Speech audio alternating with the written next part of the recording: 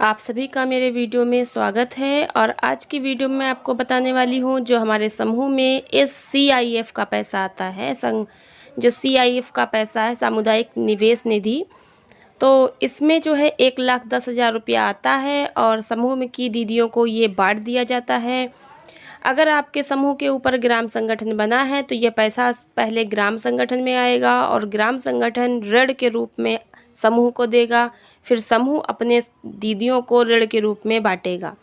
लेकिन यदि आपके गांव में ग्राम संगठन नहीं बना है तो ये पैसा सीधे जो है वो NRLM के माध्यम से आपके समूह के खाते पर बैंक में आएगा और फिर इसे आप बैंक से निकलवा सकते हैं। तो जो है इस 1,10,000 रुपये पर कितना ब्याज लगेगा और कैसे इसे जमा करना है, क्योंकि ये जो 1,10,000 रुपया है तो ये जो हमें जमा करना होता है तो दीदी से हम कितना ब्याज लेंगे और हम इसका कितना क्या जमा करेंगे, तो ये जो है हम लोग विवरण जानेंगे और आज के वीडियो में देखेंगे, समझेंगे। जल्दी से वीडियो को लाइक कर दीजिए, चैनल को सब्सक्राइब कर लीजिए, क्योंकि ऐसी वीडियो आपको और कहीं नहीं मिलेगी। बहुत इंपॉर्टेंट जानकारी जो मेरे वीडियो के माध्यम से आपको मिलती रहेगी।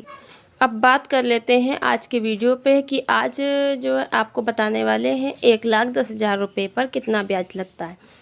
तो देखिए दीदी, जो है 1,10,000 रुपया CIF के रूप में ब्लॉक से हमारे क्लस्टर में आता है। क्लस्टर से ऋण के रूप में ये हमारे ग्राम संगठन को दिया जाता है और फिर ग्राम संगठन से ऋण के रूप में ये हमें समूह में दिया जाता है। अब समूह की अध्यक्ष, सचिव, कोषाध्यक्ष इसको ला करके समूह की दीदियों में बांटती हैं और 1% ब्याज पर बांटती हैं। तो हमने पहले भी वीडियो में आपको समझा दिया है, फिर से एक बार इसको हम डिटेल में बता रहे हैं कि जब समूह में 1,10,000 रुपये आता है तो वो समूह में जितनी भी दीदियाँ हों, 10 हों, 11 हों, 12 हों, 13 हों, सब में बांट दिया जाता है। तो जिसके हिस्से भी जितना पड़ता है वो ले लेती हैं, कम ज़्यादा भी ले सकती हैं। जिसको अधिक आवश्यकता है वो अधिक ले सकती है। अधिक का मतलब ये नहीं है कि वो आधा ले जाएगी या पूरा ले जाएगी, मतलब आपस में मीटिंग करके आप लोग जो है तय करिएगा। उसके बाद जिस दीदी ने जितना रुपया लिया है वो उसको 1% ब्याज के हिसाब से महीने का 1% ब्याज पर उसको वापस करेगी। तो समूह में दीदी को पैसा वापस करने का समय अधिकतम 12 किस्तों में माहवार होता है। तो आप उसको एक ही महीना में वापस कर दें या 2 महीना में या 3 महीना में, आप किस तरह से उसको वापस करेंगी। जैसे कोई दीदी अगर 1,10,000 रुपये में से 10,000 रुपया लेती है तो उसको वो हज़ार की किस्तों में 10 महीनों में वापस करेगी या 2-2 हज़ार किस्तों में 5 महीने में वापस करेगी, ये वो पहले से तय करती हैं। तो 1% ब्याज पर वो जो है पैसा दिया जाता है। अब जब वो दीदी मान लीजिए 10,000 रुपया ले जाती है, 1,10,000 रुपये में से 10,000 कोई दीदी ले जाती है और उस पर जो है 10,000 पर 1% ब्याज 1 महीने का कितना बनता है, तो 10,000 पे आपका बनता है 100 रुपया। तो जब वो 1 महीने के बाद 10,000 रुपया वापस करेगी तो साथ में 100 रुपया का ब्याज भी देगी। लेकिन यदि वो दीदी 10,000 के रुपये को हज़ार करके हर महीने किस्तों में जमा करेगी तो फिर वो, जैसे मैंने पहले वीडियो में बताया था कि हर महीने जो है मूलधन के साथ में ब्याज जमा होगा, यानी पहले महीने में 1,000 की किस्त और प्लस 10,000 रुपये का ब्याज जो बनता है 100 रुपया वो जमा करेगी और फिर दूसरे महीने में फिर 1,000 रुपये की किस्त और फिर जो 9,000 रुपया उस पर बकाया है तो वो उसमें जो है अपना जो है 90 रुपया जो है वो साथ में जमा करेगी। इसी प्रकार से किस्त जमा करती रहेगी और ब्याज कम होता रहेगा। यदि वो 1 महीने के बाद पूरा 10,000 जमा कर देती है तो 100 रुपया ही ब्याज पड़ेगा और इसी प्रकार से आपको जमा करना है। अब यहाँ पर क्या है कि इस CIF के पैसे का जो ब्याज आएगा उसका कुछ पैसा ग्राम संगठन में जमा होगा इस CIF के साथ में। CIF भी ग्राम संगठन में वापस देना है और उस पर जो 1% ब्याज आपने समूह में लिया है उसमें से भी आपको ग्राम संगठन में ब्याज जमा करना है। कैसे? जैसे आप 1% ब्याज ले रही हैं तो 1 रुपया में से 25 पैसा समूह अपने खाते पे जमा कर लेगा और 75 पैसा ग्राम संगठन में जाके जमा करेगा CIF के पैसे के साथ में। तो देखिए ये 1,10,000 रुपया सभी दीदियाँ बराबर बराबर नहीं लेती, कोई कम ज़्यादा लेगा, कोई 1 महीने में वापस करेगा, कोई 2 महीने में, कोई 3 महीने में। तो अधिकतम जो है एक समूह 18 महीने तक अपनी दीदियों का पैसा जमा कर ले। 18 महीनों तक सबका जो है वापस जमा करके और 18 महीने के बाद ग्राम संगठन में जमा कर दे। तो 12 महीने तक दीदियां अपने पास रख सकती, इसके ऊपर नहीं कार्रवाई होगी। और जब 12 महीने तक सारा पैसा कलेक्ट होके समूह में जमा हो जाएगा तो फिर समूह सारा लिखा पढ़ी करके 18 महीने के बाद उसको ग्राम संगठन में हर हाल में जमा कर दे।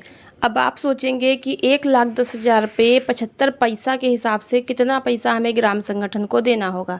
देखिए 1,10,000 सभी दीदियाँ एक ही समय पर वापस नहीं करेंगी, कोई 5 महीना लगाएगी, कोई 4 महीना, कोई 6-7 महीना लगाएगी। तो इस तरह से अलग अलग समय पर सब दीदियाँ जमा करेंगी। तो अब कोई किस्तों में जमा करेगी, कोई पूरा इकट्ठा जमा करेगी। तो कौन किस्तों में जमा करता है, किस पर कितना ब्याज आपको प्राप्त हो रहा है, तो ये सब आपको लेखा जोखा करना पड़ेगा और उसी हिसाब से आपको 75 पैसा प्रति रुपया के हिसाब से रुपए निकालने पड़ेंगे। तो इसको आप अपना लेखा जोखा करके देख लीजिएगा और जितना दीदियों ने लिया है वो टोटल आपका सब कितना होता है और वो उसी हिसाब से आप ग्राम संगठन में उसको जमा करेंगे। तो अगर हम लोग ये सोचें, जैसे मान लीजिए 10,000 दीदी ले गई है और 1 महीने के बाद पूरा 10,000 वो जमा कर देती है। कोई दीदी 10,000 रुपया ले गई है और 1 महीने के बाद 10,000 पूरा जमा करती है तो उस पर 100 रुपया तो ब्याज देगी। और जब 100 रुपया ब्याज देगी तो उसमें से आप 1 रुपये का 25 पैसा अपने पास रख रहे हैं तो 100 रुपये का कितना रुपया अपने पास रखेंगे। तो जितना भी है उसको टोटल करेंगे, देखेंगे आप अपने कितना पैसा बनता है। तो माना कि जो 10,000 पे आपका 100 रुपया ब्याज आया है तो वो 100 रुपया आपका ब्याज हो गया और 10,000 आपका मूलधन हो गया। तो अब 100 रुपया में से अगर आप देखें तो 25 रुपया जो है आप रख लेंगे और इस तरह से 25 रुपया आपका 75 रुपया ग्राम संगठन का है। तो इस तरह से आप हिसाब लगा लीजिए, देख लीजिएगा और इसी तरीके से जमा होगा। आशा करती हूँ आपको समझ में आया होगा। और यदि आपका ग्राम संगठन नहीं बना हुआ है तो ये पैसा सीधे आपको बैंक के समूह के खाते पर मिलेगा और फिर उसके बाद आपको बैंक से निकाल लेना है और इसी प्रक्रिया के हिसाब से आपको एक ब्याज पर आपको रुपया दीदियों को देना है और 1% ब्याज जो आपका वापस आएगा तो वो पूरा जो है ब्याज CIF के पैसे के साथ में आप अपने समूह के खाते पर जमा कर देंगे, क्योंकि आपका ग्राम संगठन है ही नहीं तो कोई 75 पैसे प्रति रुपया के हिसाब से आपको कहाँ जमा करना है, कहीं नहीं ना। तो वो सारा पैसा जो भी 1% आप ब्याज ले रही हो पूरा टोटली आप पैसा जो है वो अपने समूह के खाते पर जमा कर देंगे। तो इस तरह से जमा होगा। ये नहीं है कि समूह के खाते पर आपको 25 पैसा प्रति रुपया के हिसाब से 75 पैसा प्रति रुपया के हिसाब से अपने पास रख लेंगी, ऐसा नहीं है। तो ग्राम संगठन जब अगर बना है तो ये इस तरह से रूल चलेगा और नहीं बना है तो टोटली पैसा आप जो है अपने समूह के खाते पर जमा करेंगी। तो आशा करती हूँ आपको वीडियो अच्छी लगी होगी तो लाइक कीजिए, चैनल को सब्सक्राइब कर लीजिए और कोई शब्दों की त्रुटि हो तो उसको क्षमा करें। और मिलते हैं एक नई वीडियो में नई जानकारी के साथ। तब तक के लिए आप सभी का बहुत बहुत धन्यवाद।